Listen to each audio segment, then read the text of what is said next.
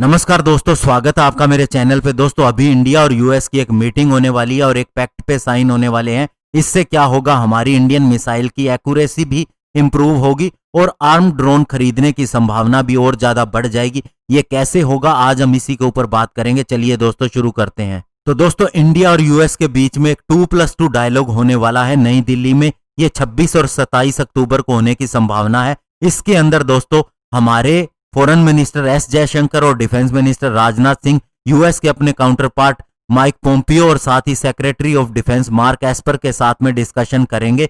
Specially दोस्तों China की जो अग्रेसिवनेस बढ़ रही है उसके ऊपर, और ये यूएस में होने वाले चुनाव से पहले हो रही है तो और भी ज्यादा इंपॉर्टेंट हो जाती है। और इस मीटिंग के दौरान इंडिया बैका पैक्ट के ऊपर साइन कर सकता है, जिसका मतलब है basic exchange and cooperation agreement. और ये दोस्तों चौथा फाउंडेशनल पैक्ट है। पहले 3 पे इंडिया ऑलरेडी साइन कर चुका है और यूएस ये चारों पैक्ट अपने उन पार्टनर या एलाइज के साथ में शेयर करता है जिनके साथ वह मिलिट्री कोऑपरेशन बहुत ज्यादा हद तक बढ़ाना चाहता है। और दोस्तों इस एग्रीमेंट पर साइन करने से इंडिया और यूएस एक दूसरे के साथ में जियोस्पेशियल इंटेलिजेंस को शेयर करेंगे। उदाहरण के रूप में जब डोकलाम क्राइसिस हुआ था चाइना के साथ में, तो यूएस ने बहुत सी इंटेलिजेंस और चाइनीज ट्रूप्स की मूवमेंट इंडिया के साथ में शेयर की थी। और अभी भी ये माना जा रहा है कि चाइना के साथ जो ईस्टर्न लद्दाख के अंदर स्टैंड ऑफ चल रहा है, तो यूएस बहुत सी चीजें हमारे साथ शेयर कर रहा है। ऐसे में इस पैक्ट पे साइन हो जाने पे भविष्य में और ज्यादा इंटेलिजेंस शेयर होगी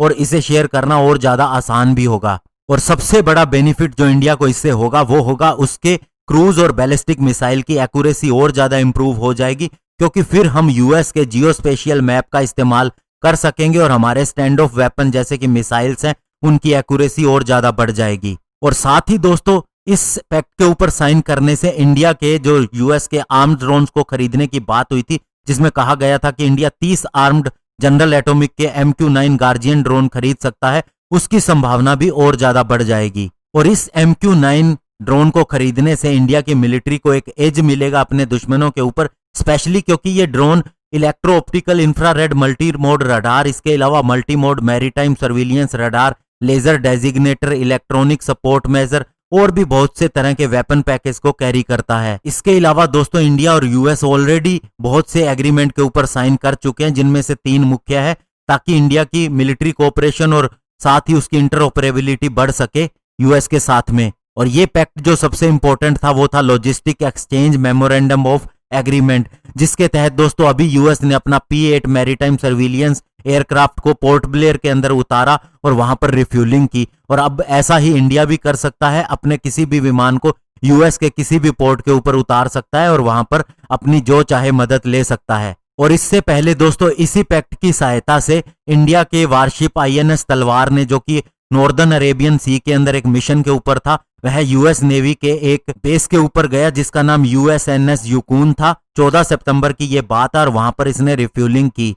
तो ऐसे में दोस्तों इससे दोनों देशों को फायदा होता है। और ऐसा नहीं है कि इंडिया ने अमेरिका के साथ ही से पैक्ट पे साइन किया है, इसके अलावा उसने जापान, ऑस्ट्रेलिया और फ्रांस के साथ भी ऐसे ही तरह के पैक्ट के ऊपर साइन किया है और इन तीनों के साथ भी हमारी स्ट्रेटेजिक पार्टनरशिप है। तो दोस्तों अब बैका के साइन हो जाने के बाद में हमें वो चीज मिलेगी, वो एक्यूरेसी मिलेगी कि हम भी अपने दुश्मन को कहीं पे भी मार सकते हैं जैसे अमेरिका करता है। और फिर दोस्तों अगर हम पाकिस्तान में चाहें अगर किसी टेररिस्ट को मारना, तो अगर हम आर्म ड्रोन खरीद लेते हैं तो इसके साथ हमें मैप भी मिलेंगे, यानी कि वो सारी इंफॉर्मेशन भी मिलेगी जो भी स्ट्रेटेजिक है हमारे लिए। तो हम भी यूएस की तरह ही वही चीजें कर सकते हैं जैसा यूएस पास्ट के अंदर करता आया है। धन्यवाद, जय हिंद।